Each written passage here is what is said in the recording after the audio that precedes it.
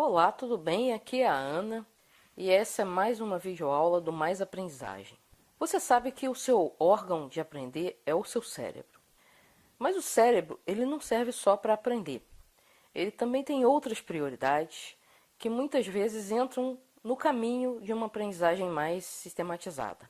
E hoje a gente vai falar um pouco disso, né, dos sistemas mais primitivos do cérebro e como a gente pode usar esses sistemas primitivos que geram os nossos instintos a nosso favor. Mas isso a gente vai ver depois da vinheta.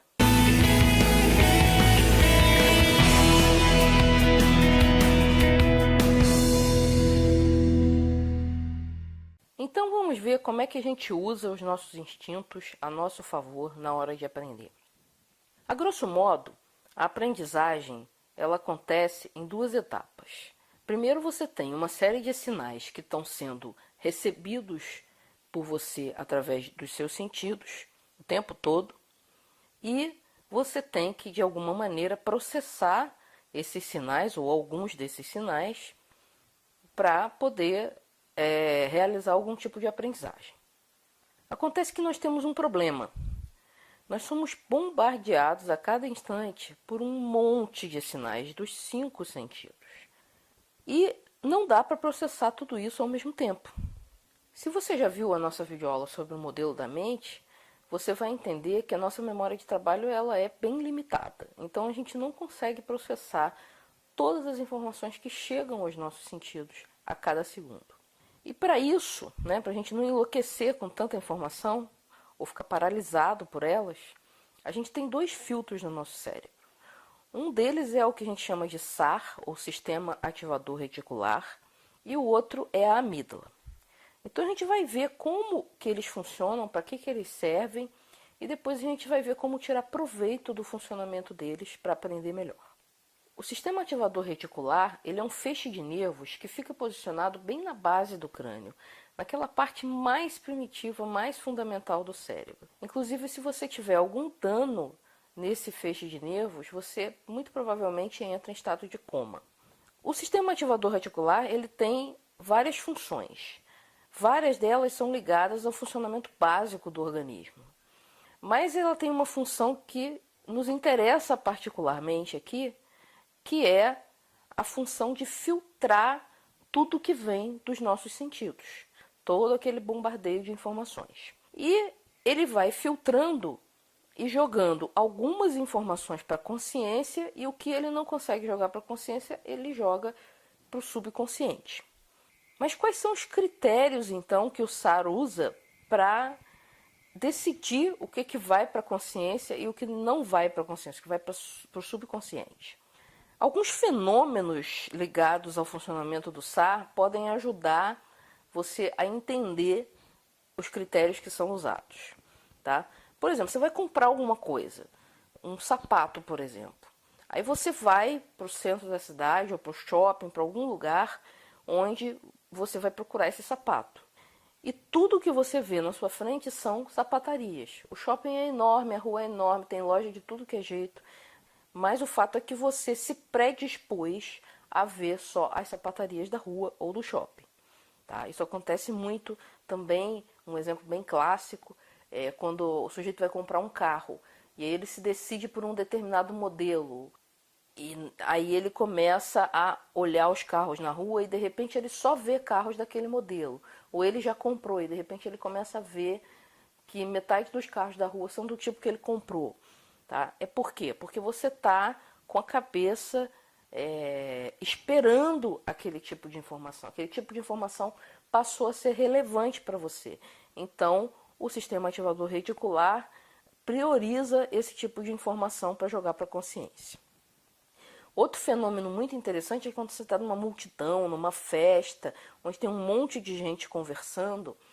E, obviamente, você não consegue ouvir todas as conversas. Você também está conversando. Então, você só consegue prestar atenção na conversa do seu grupo.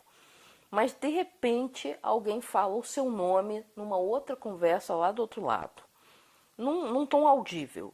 Você, imediatamente, é chamado a atenção para esse novo grupo. Tá? Isso pode acontecer também quando alguém fala um assunto do seu interesse, um assunto que você está lidando com ele agora. Por exemplo, você está interessado em ver um filme que está para entrar em cartaz e você está muito afim de ver esse filme porque você acha que ele vai ser muito legal e de repente alguém começa a falar desse filme. Então, quando você já está com o teu sistema ativador reticular direcionado para aquele filme, ele automaticamente pesca aquela informação no meio do monte de vozes que você estava ouvindo de forma indiferenciada e você percebe que aquele grupo está falando do filme que você queria ver. Um teste muito engraçado que geralmente se faz em dinâmicas de grupo é fazer as pessoas olharem para o grupo, né? Você tem um grupo grande, uma sala de aula, um grupo que está assistindo uma palestra, e aí o palestrante geralmente faz a seguinte brincadeira. Dê uma olhada na sala e conte quantas blusas vermelhas você consegue ver. Aí a pessoa vai lá e olha e conta lá, sei lá, tem 10 blusas vermelhas. Aí o apresentador pede assim, fecha os olhos agora. Aí todo mundo fecha o olho, imaginando que ele vai perguntar quantas blusas vermelhas haviam na sala. Aí ele pergunta assim, quantas blusas marrons havia na sala? Aí todo mundo ri, obviamente, porque na verdade você só estava prestando atenção nas blusas vermelhas. E o mais legal é o final dessa dinâmica, que é abre os olhos agora e olha as blusas marrons. Aí você começa a descobrir que realmente tinha várias pessoas com uma blusa marrom. Tá? Então, os critérios que o sistema ativador reticular usa para aquilo que ele vai jogar para o consciente ou para aquilo que ele vai ignorar e jogar para o subconsciente são justamente direcionados para aquilo que você tem pensado mais, para aquilo que você tem mais interesse, para aquilo que está mais ligado de alguma forma afetiva para você, por exemplo, o seu nome, o nome de uma pessoa que você gosta, o nome de uma pessoa que você detesta.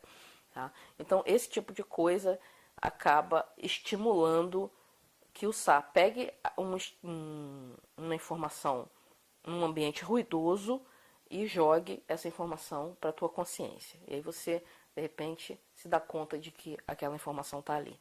As outras vão para o inconsciente. Agora vamos falar um pouquinho da amígdala.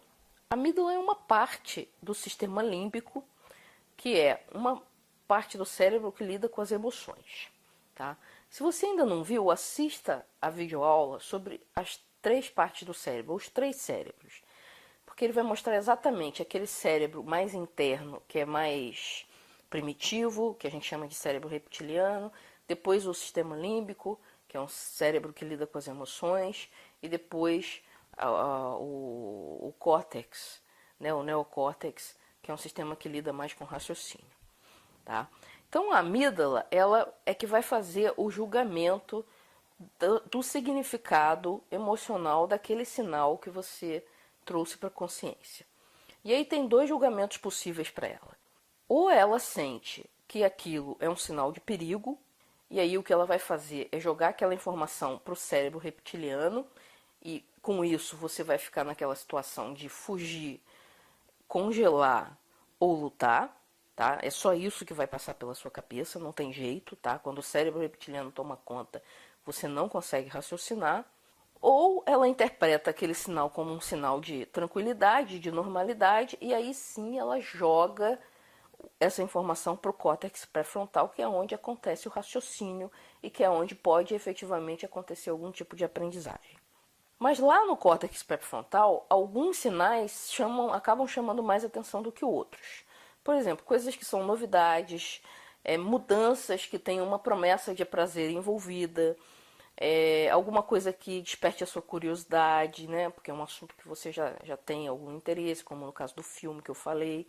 Tá? Então tem algumas coisas que ativam mais o córtex pré-frontal para essas informações que a amígdala mandou para ele.